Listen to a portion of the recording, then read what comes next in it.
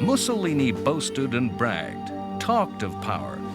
But in reality, Italy was a weak country without the inherent strength, the wealth, resources, and the industry to back up proud words. Mussolini felt himself the creator of fascism and senior to Hitler. In later years, Mussolini, confronted with Hitler's successes, was impelled to somehow put his boasts into action. These policies of vanity and envy would desperately weaken the strategy of the Italian-German alliance. In 1935, Italy invaded the African country of Abyssinia, modern-day Ethiopia, and the only African state until then independent, a feudal monarchy ruled by a god-king, Haile Selassie.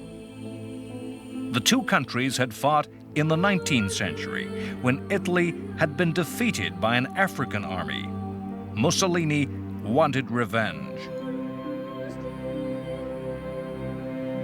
Abyssinia had plans of imperial expansion of its own, conflicting with Italian interests spreading from Somalia. Why did Mussolini send his forces into battle when he did? It was not as if the dictator needed a war to distract the Italian population from internal Italian affairs. Mussolini was secure in power and enjoyed the approval of the Italian people. It was not a war that Italy could particularly afford, and Abyssinia was not a colony worth having for its wealth. It was not that Abyssinia was the target of a rival imperial power. The world recognized that the remote African kingdom was in Italy's sphere of interest. There is probably no simpler answer than the vanity of Benito Mussolini. Thus did one man's ego determine the fate of a nation. How is the invasion of Abyssinia, a faraway country of which Europeans knew little, a step on the path to war? The answer is in the damage the Abyssinian affair wrought upon the League of Nations. Abyssinia was a member of the League. Selassie made a dignified appeal for help. The League debated action and imposed limited economic sanctions, but stopped short of the one sanction which even in the 1930s was the most damaging, the cutting of oil supplies to Italy.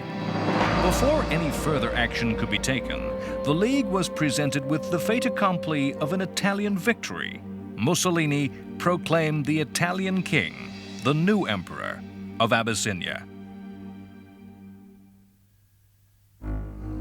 Hitler watched these events at a distance. Germany, although not a member of the League, scrupulously observed the sanctions against the Italians. Hitler watched the inability to act, to agree action against aggression, and decided on his next move: the reoccupation of the Rhineland. The Treaty of Versailles forbade Germany from placing troops opposite the French border. On March 7, 1936, Hitler ordered his army to cross the Rhine. It was a gamble. Had France decided to go to war, Germany had not yet built up its strength to have any chance of resisting invasion. It was a gamble Hitler won. France would not start a war alone. The British public would not countenance military action. The British did not think in terms of giving in to Hitler, rather that the Germans were simply justified retaking full control of their own territory.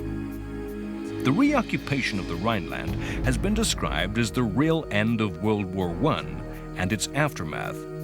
After this time, Germany ceased to right the wrongs of Versailles and moved to aggressive expansion.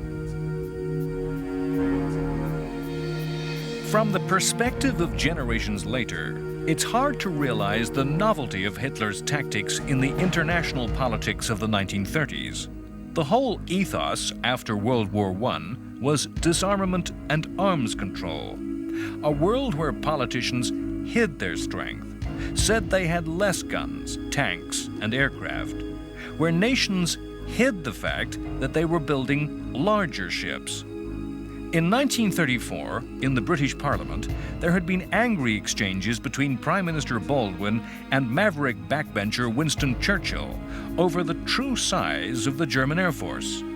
Churchill wildly and wrongly claimed that the Germans had a secret air force already many times stronger than the RAF. Hitler turned this world upside down and claimed a greater strength than he had.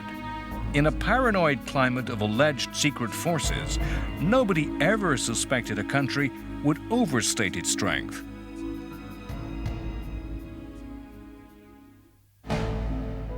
In 1936, civil war broke out in Spain.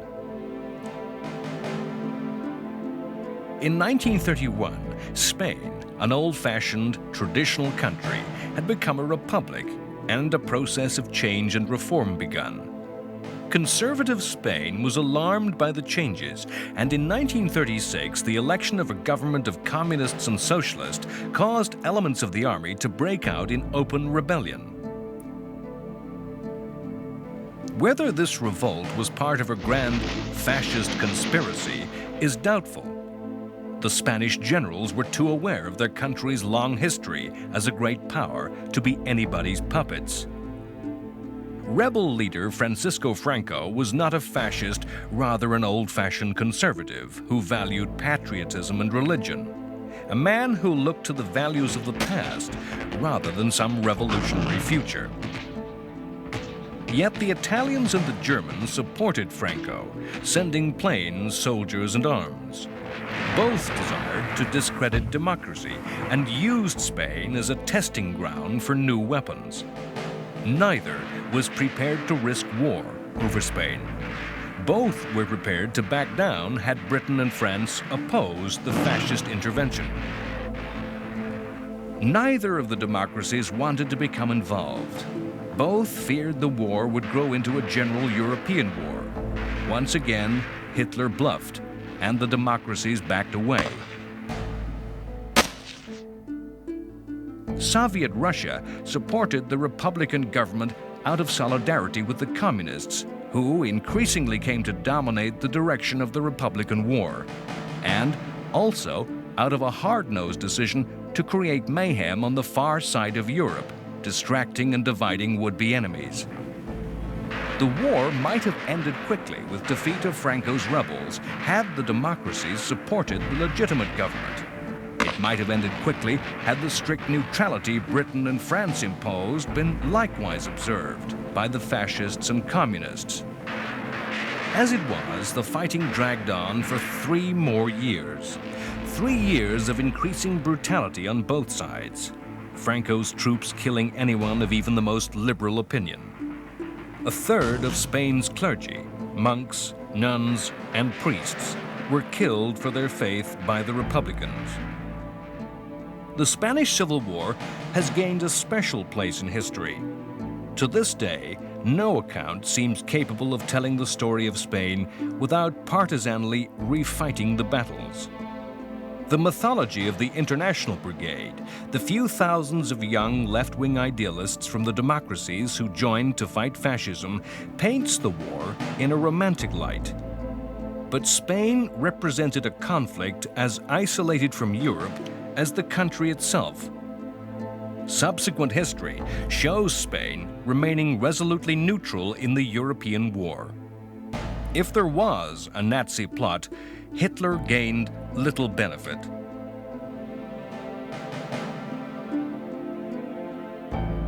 Some of those young men who fought for the Republican cause were from the United States. America as a nation was as resolutely neutral over the issue of Spain as any other. Without the United States, the history of World War II would not be complete.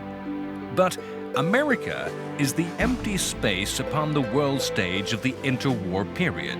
Throughout the 1920s and 30s, America gazed inward to its own complex society. While American ideas had been responsible for much of the idealism that permeated Versailles, the Congress of the U.S. refused to ratify the treaty. America was to have nothing to do with the League, nothing to do with policing the system of security that the treaty created. America had vast problems of its own, dealing with the economic chaos